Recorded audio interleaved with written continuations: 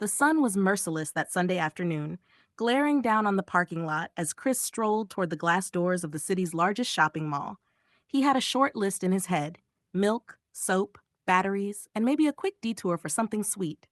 Inside, the mall buzzed with weekend energy: strollers rolling, kids squealing, music drifting from every other store. Chris stepped into a large department store, scanning the aisles. The layout was different from his last visit, and after a few minutes of wandering, he spotted a woman in a staff vest arranging items on a shelf. She looked like the right person to ask. He approached and lightly tapped her hand to get her attention. Her reaction was instant and explosive. She recoiled as if he jabbed her with a live wire. "How dare you touch me with your smelling hands?" she barked, loud enough to make two nearby shoppers turn. "Do I look like I have the same skin color as you? What right do you have to touch me?" Chris froze, his mind scrambling to process the words. His instinct was to apologize, to explain it was just to get her attention. But before he could even form a sentence, she stepped closer, her voice dripping with disgust. "Next time, keep your filthy fingers to yourself." Heads turned. A man in a hoodie stopped mid-step. A teenager by the perfume counter tilted her phone, hitting record. The air thickened with tension, and Chris felt the heat of every eye in the room. If you're already locked in, hit that like button and subscribe. This story's about to explode. Chris swallowed hard, trying to steady his voice. "Ma'am, I'm sorry, I didn't mean." She cut him off with a sneer so sharp it could slice through glass. "Don't you ma'am me. Do I look like I want your germs on me? People like you should know their place." The volume in the store seemed to dip. A mother pushing a cart froze mid-aisle. A man browsing socks leaned forward. Phones began multiplying in the crowd like mushrooms after rain. Angles from the left, right, front. Someone whispered, "This is going straight to TikTok." Chris tried again. "It wasn't intentional. I was only—" "Only what?" she snapped. "Only touching me because you think you can? I don't care where you came from. You don't touch me." Her voice emphasized "me" like it was a word too sacred for him to say. A young woman near the shoe section called out, "What exactly is his crime? Asking for directions?" Another voice joined in from the back, dripping with sarcasm. "Yeah, lock him up for the dangerous offense of politely existing." A ripple of laughter moved through the crowd, but the employee's eyes stayed cold and fixed on Chris.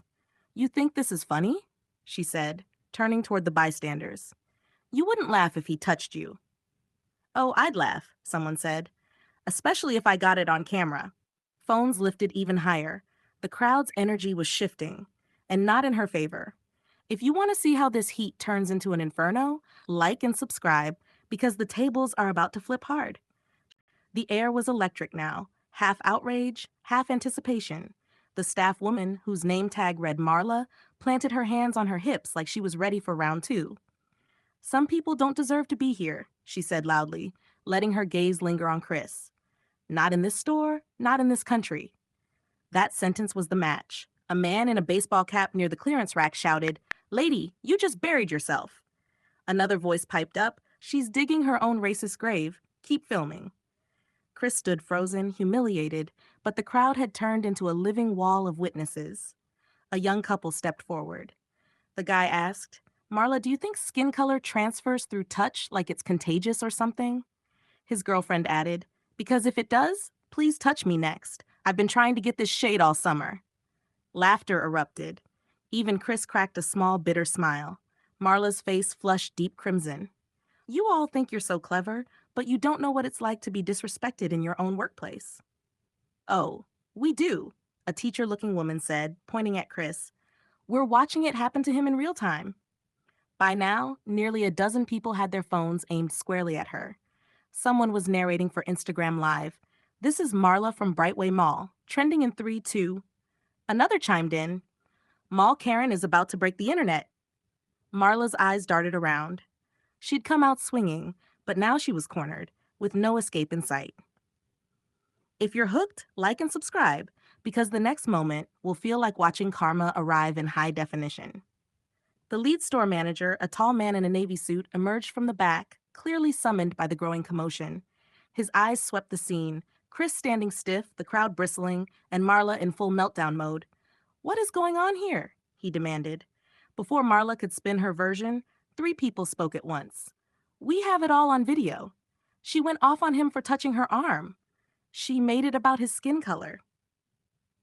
Phones were thrust toward him like evidence in a courtroom. The manager's expression darkened as he caught the first few seconds of footage. Marla tried to interject. Don't. The manager cut her off sharply. Every word you said is on camera, Marla. Every single word. Chris exhaled slowly, feeling some of the weight lift. The manager turned to him. Sir, on behalf of this store, I apologize for what you've been subjected to. This is not how we treat customers. The crowd began clapping, slow at first, then building. Someone shouted, "Say it louder so her ears can hear it." The manager didn't flinch. Marla, you will apologize to this man. Right now, then you will hand me your badge and leave. Her mouth opened, but nothing came out. Finally, through gritted teeth, she muttered, I'm sorry. The sarcasm dripped, but the damage was already irreversible. Phones were still rolling. Hashtags were already flying. Chris? He simply nodded, turned, and walked out, knowing the internet would finish what the crowd had started. Like and subscribe if you enjoyed watching that meltdown turn into a full-blown career funeral. Justice served. Hot.